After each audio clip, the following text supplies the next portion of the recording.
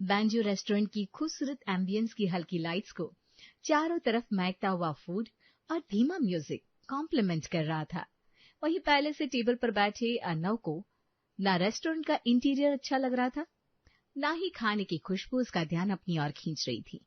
वो तो बस दरवाजे पर टकटकी लगाए बैठा हुआ था। Do you want to order something sir? हाँ, एक कॉफी ले आओ। और कितनी कॉफियां पिलवाएगी आकृति पता नहीं।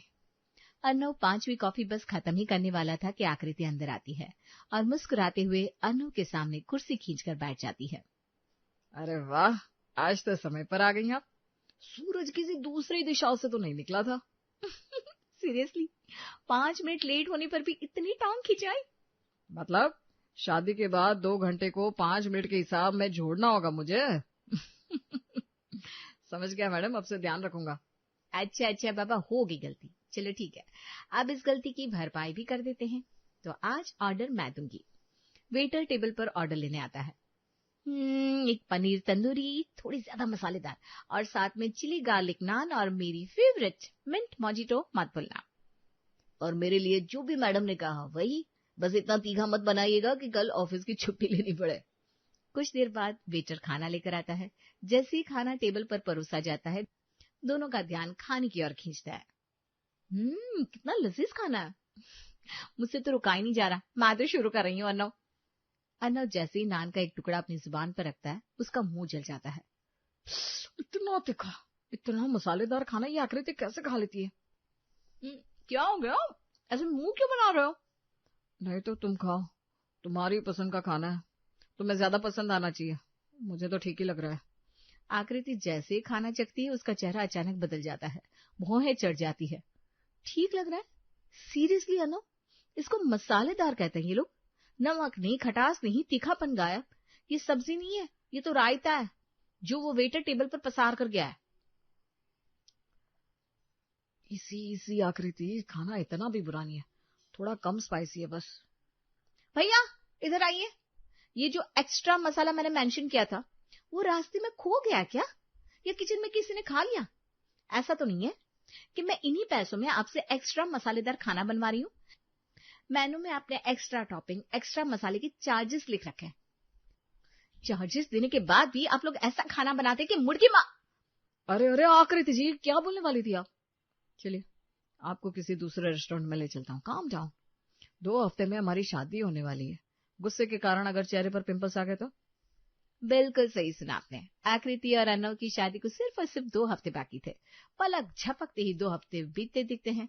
अरे ये दरवाजे में कुंडी मार मार कर क्यों बैठ जा रहे हो तुम सब? कितनी बार कहा है, शादी का दिन है, 10 सामान है कमरे में, कुंडी लगाकर बैठ जाते हो फट से। अपनी माँ की आवाज सुनकर स्टील ग्रे कलर के लहंगे में तैयार बैठी आकृति अपने मुंह के अंदर के खाने को संभालते हुए कहती है, फाउंडेशन खराब हो जाएगा मैम, रिंकल्स आ जाएंगे। मैंने आपको पहले ही कहा था ये खाना पीना पहले ही कर लिया कीजिए, क्योंकि एक बार मेकअप चढ़ गया चेहरे पर, उसके बाद ऐसे मुंह चलाना आपके मेकअप को खराब कर देगा। दीदी को ये सब समझ में नहीं आएगा मैम, इन्हें तो सिर्फ खाना समझ में आता है, स्वादिष्ट लजीदार खाना। अरे दरवाजा खोलो, मैं बाहर खड़ी हूँ, कान में ईयरफोन ठूस कर बैठ गई हो क्या सबकी सब? रिया जैसे ही दरवाजा खोलती है, हड़बड़ाती हुई सीता अंदर आती है और देखती है दुल्हन के जोड़े में सजी उसकी बेटी पैरों पर पैर चढ़ाए बिस्तर पर बैठी आराम से पास्ता चाउमीन उड़ा रही है। ये भगवान, सत्यानाश, क्या कर रही है तू? आज खाना नहीं खाना था, मैंने कहा था तुझे और तूने खाना खा लिया। ये भगवान, इस बात की खबर इस कमरे से बाहर नहीं जानी चाहिए। खैर जो हुआ सो हुआ, अपने ससुराल वालों से भूल कर भी इस बात का जिक्र मत कर देना। रिया और बाकी तुम सब लड़कियां आकृति की हालत ठीक करो, बारात बस घुसती होगी, नीचे पहुंचते हैं हमें। अच्छे से खाना पीना खाकर फेरे पर बैठी आकृति अर्नव को देखकर इस तरह मुंह बना रही थी मानो भूख से उसकी हालत बिगड़ गई हो। एक बार फेरे हो जाए उसके बाद मैं तुम्हें अपने हाथों से खाना खिलाऊंगा बीबी, बस कुछ देर और बर्दाश्त कर लो। पंडित जी जरा जल्दी जल्दी मंत्र पढ़िए ना। जीजू अभी से ही दीदी के हो गए आप तो। आंटी जी देख लीजिए, फिर शादी के बाद हमें फोन करके ये मत कहिएगा आपकी बेटी ने हमारे बेटी पर जादू कर दिया है। नहीं बेटा, हमारी तरफ से कंप्लेंट नहीं आएगी, क्योंकि उम्र के 55वें साल में भी मैं तुम्हारी आंटी जी के पल्लू से बंधा हुआ हूँ। मेरा बेटा भी तो यही सीखेगा ना। शादी अच्छी तरह संपन्न हो जाती है। दुल्हा दुल्हन हॉल में डिनर करने पहुंचते हैं, जहां वेटर जैसे ही खाने का पूछने टेबल तक आता है, अर्नव घबरा जाता है। अगर खाने में जरा भी 19-20 हो गई तो आकृति का गुस्सा पूरे परिवार के सामने आ जाएगा। वैसे शादी तो अब हो ही चुकी है, पर रिलेटिव्स इस बात को दूर दूर तक लेकर जाएंगे, क्या करूं? भैया, वो हमारे यहाँ ना शादी के बाद मिठाई खाया जाता है, यही शगुन होता है, तो जो मिठाई है वही ले आइए। तुम अपना बताओ आकृति। ये भगवान, अब ये कौन सा नया नियम है? चलो अच्छा ही मैंने पहले ही पेट भर लिया था, वरना अभी मेरा गुस्सा फूट पड़ता, ऐसा फूट पड़ता कि सभी अपना मुंह छिपाते फिरते। आपके घर के नियमों को मैं कैसे ना मानूंगी अर्णव जी। सिर्फ मिठाई खाते ना, तो मिठाई मंगवा दीजिए। एक मीठे से भी आपने मेरा व्रत खोल दिया तो मैं तृप्त हो जाऊंगी। और सभी के सामने दिन भर की भूखी आकृति सिर्फ एक रसगुल्ला खाकर चुपचाप बैठ जाती है। देख ले मीना, इसे कहते हैं बड़े घर की लड़की के संस्कार। ऐसी लड़की ढूंढकर लाई हूं अपने बेटे के लिए। सुबह दिन भर की भूखी होने के बावजूद सिर्फ एक रसगुल्ला खाकर पूरी मिठाई अर्नव के लिए छोड़ दी मेरी बहू ने। और एक तेरी बहू है जो फेरों के वक्त भी छुप छुप कर चिप्स खा रही थी। बड़ी इज्जत गवाई तेरी बहू ने हमारे गांव वालों के सामने। कोई बात नहीं, जो लव मैरिज वाली बहू ने इज्जत गिराई है, वही मेरी अरेंज मैरिज वाली बहू वापस ले आएगी। बोलना तो नहीं चाहिए भाभी, आपकी बेटी का भी रिश्ता तो नहीं हो रहा था, कोई लड़की उसे पसंद ही नहीं कर रही थी, वरना उसका बस चलता तो वो भी किसी न किसी को भगा ही लेता। खैर ये भी हो सकता है कि लड़की के घर के हालात ही ऐसे हो कि एक मिठाई के ऊपर कभी दूसरा नसीब ही ना हुआ हो।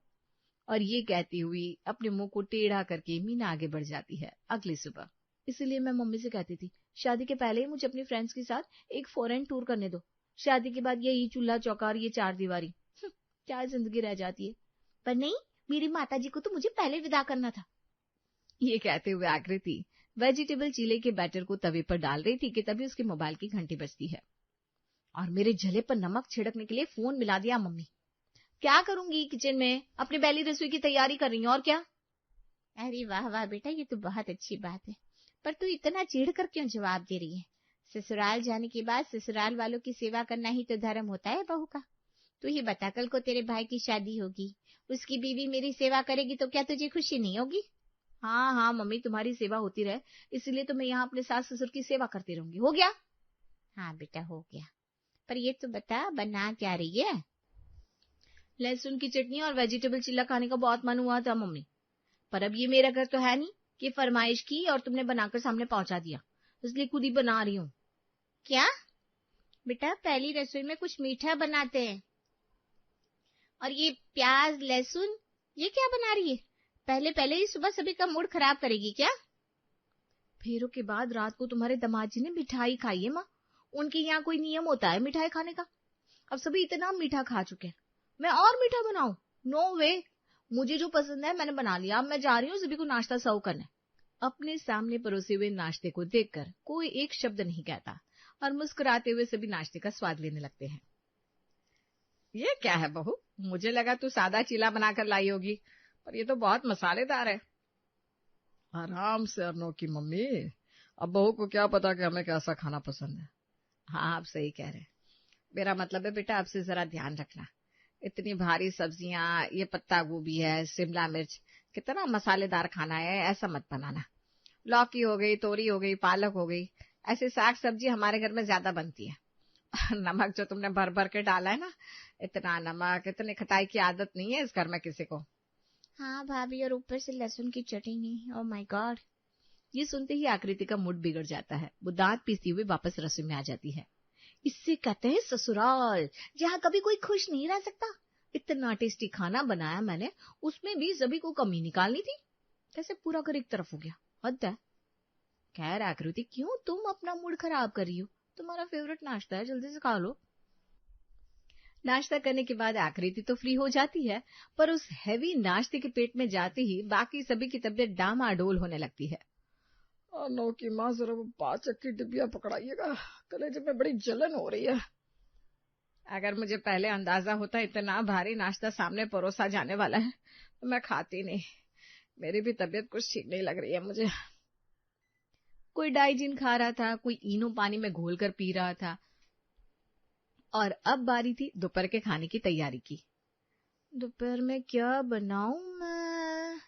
चावल उबाल लेती हूँ, फिर उससे फ्राइड राइस बना लूंगी, ये सही रहेगा। हॉल में टीवी ऑन करके आकृति शिमला मिर्च, पत्ता गोभी, गाजर, हरी मिर्च और बाकी सब्जियां काट रही थी। तभी वहां विद्या आती है। सुबह बताया तो था मैंने बहू तुझे, हमारे घर में ये सब्जियां कोई खाता नहीं है, तो एक काम कर, दाल चावल और साथ में कद्दू बना ले। हाँ, मजाक करिए ना मम्मी जी, अब ये किचन मेरा है, आप मुझ पर पूरी जिम्मेदारी छोड़ दीजिए। मुझे पता है क्या बनाना है, कैसे बनाना है। वैसे मेरे बनाए नाश्ते में कमी निकालने में कोई कसर छोड़ी नहीं आप सबने, पर किसी के प्लेट में एक दाना भी झूठा नहीं बचा था। और दोपहर में आकृति सभी के सामने फ्राइड राइस परोसी देती है। इसी तरह अपनी सास के मना करने के बावजूद भी आकृति वही बनाती है जो उसका बनाने का मन था। 2 दिन बाद, कोई दवाई दो मम्मी, मेरे पूरे मुंह में छाले आ गए, आज मुझसे ऑफिस भी नहीं जाया जाएगा। और नौकी माँ, मेरे लिए भी कुछ बना दीजिए, छाछ या कुछ भी, बहुत एसिडिटी हो रही है। बहू को साफ मना किया था मैंने कि हमारे घर में ऐसी सब्जियां कोई पसंद नहीं करता, पर उसे तो मानना ही नहीं था। अब उसके खुद के पति की तबीयत खराब होगी, अब वही तुझे दवाई देगी बेटा, और सिर्फ तुझे नहीं, अपने ससुर जी को, मुझे और तेरी बहन को भी। जैसे तैसे सभी अपनी खराब तबीयत लेकर आकृति के पास पहुंचते हैं तो वो घबरा जाती है। मेरे लूज मोशन कंट्रोल में ही नहीं आ रहे भाभी, मुझे बिल्कुल ठीक नहीं लग रहा, जल्दी से दवाई दे दो। मैं आज घर पर ही हूँ आकृति, जरा मेरे पेट की मरम्मत कर दो, उसके बाद ही जाऊंगा ऑफिस। पूरे मुंह में छाले हो गए। एक साथ सभी की तबीयत कैसे खराब हो गई? मैं क्या करूं, मुझे नहीं आइडिया कि क्या दवाई देते, मैं डॉक्टर को बुलाती हूँ। बेटा, डॉक्टर जब तक आएगी तेरी सांस उठने लायक नहीं बचेगी।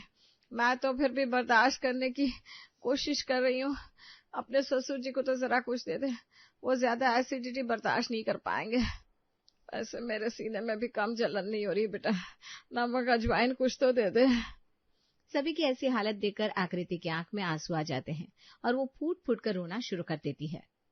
किसी की नजर लगी हमारे घर को, अचानक सबकी तबीयत कैसे बिगड़ गई, मुझे कुछ समझ में नहीं आ रहा। मम्मी जी, मैं क्या करूं? मम्मी को फोन करती हूँ, हो सकता है उन्हें कोई उपाय बताओ। आकृति रोते रोते अपने मायके फोन लगाती है, सीता को सारी बात बताती है, लेकिन उसे तो पहले ही विद्या सारी बात बता चुकी थी, इसलिए वो बिल्कुल सटीक रास्ता आकृति को बताते हुए कहती है। ऐसे रोते नहीं बेटा, अभी मामला इतना बिगड़ा नहीं है, बस वो क्या है ना, कई लोगों का पेट हल्का खाना ही पचा पाता है, तेरे ससुराल वालों का भी पेट वैसा ही होगा। यहाँ जब मैं ब्याह कराई थी ना, तो बिना मिर्च के अचार से मेरे से खाना निकला ही नहीं जाता था, तो मैं सभी की प्लेट में परोस देती थी, और उसे खाने के बाद तेरे पापा की तबीयत बिगड़ जाती थी। इसलिए फिर मैंने उपाय लगाया, सभी को जैसा उन्हें पसंद है ना वैसा खाना परोसने के बाद खुद अपने मन का खाना खाती थी मैं। अब से मैं भी वही करूंगी मम्मी। भगवान जी प्लीज मेरे ससुराल वालों को ठीक कर दीजिए। मैं वादा करती हूँ कभी इनके लिए मसालेदार सब्जी बनाऊंगी नहीं, हमेशा फीकी सब्जी बनेगी। बेचारी आकृति, उसका मन ऐसा भर गया था जिसे देखकर उसकी सास से भी रहा नहीं गया। वो खुद ही उठकर एक एक करके अपने घर के सभी लोगों की दवाई पानी करने लगती है, और उसी रात से वो होता है जिसका सभी को था इंतजार। कद्दू, चने की सब्जी और ये पराठा, वाह बेबी, ये क्या बना दिया तुमने? देख रहे हैं पापा, ये पतले पतले पराठे और ये दाल कद्दू की सब्जी, इससे अच्छा खाना तो हो ही नहीं सकता। वाह बहू, मजा आ गया। कद्दू चने की सब्जी के साथ सभी को परोठा परोसने के बाद आकृति बहुत ही संतुष्ट महसूस कर रही थी। खाने के बाद सब अपने अपने कमरे में चले जाते हैं और फिर आकृति अपने खुद के लिए बनाई दम आलू की सब्जी और पराठे लेकर खाने बैठती है। पराठे चबाने तक की आवाज मुझे खुद की सुनाई दे रही है, ऊपर से ये घड़ी की टिक टिक, इतना सन्नाटा, ऐसे में कोई खाना कैसे खाए? आकृति फोन पर मूवी लगाकर खाने की कोशिश करती है, पर उससे ये भी नहीं होता। आधा पेट खाकर ही आकृति कमरे में सोने चली जाती है। मैं अच्छी हूँ मामी जी, आप कैसी हैं?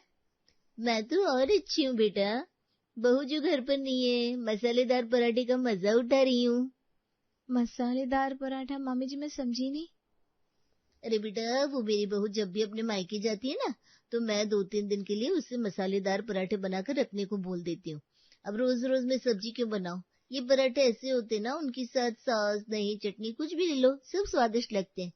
तो भूल गई क्या, बचपन में तो जब भी नानी घर आती थी, तेरी नानी तुझे यही पराठे बनाकर खिलाती थी, तेरे फेवरेट थे ये।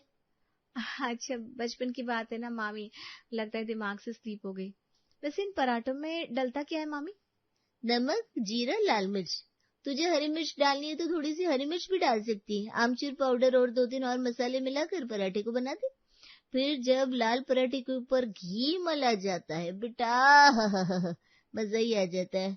मैं अकेली जान कहाँ खुद के लिए खाना बनाने जाऊंगी, इसलिए 2-3 दिनों के लिए पराठे स्टोर करवा लेती हूँ। मामी जी, मुझे ना मेरी सास आवाज दे रही है, मैं आपको थोड़ी देर बाद फोन करूं? आकृति मुस्कुराती है, क्योंकि अब उसे वो उपाय मिल गया था जिससे वो अपने घर वालों के साथ खाना खा सकती थी, और सिर्फ खाना ही नहीं, मसालेदार खाना।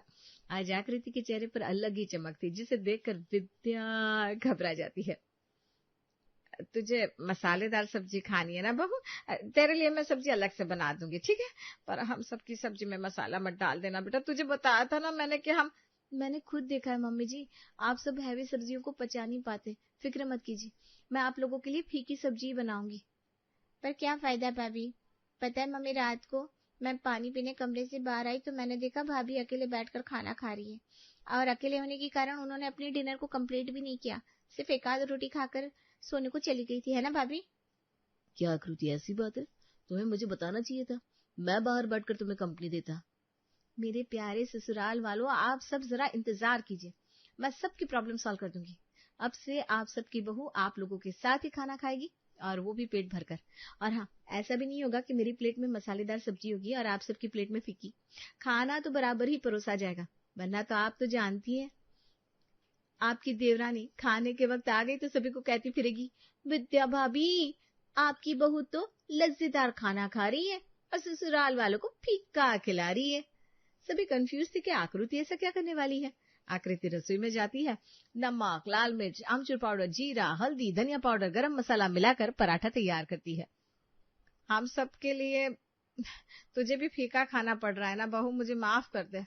नहीं नहीं मम्मी जी, आपको बुरा फील करने की जरूरत नहीं है, सब्जी के फीकेपन को मेरा नमकीन पराठा अच्छे से कवर कर दे रहा है। अब आप सब तो समझ ही गए होंगे आकृति क्या कह रही है ना?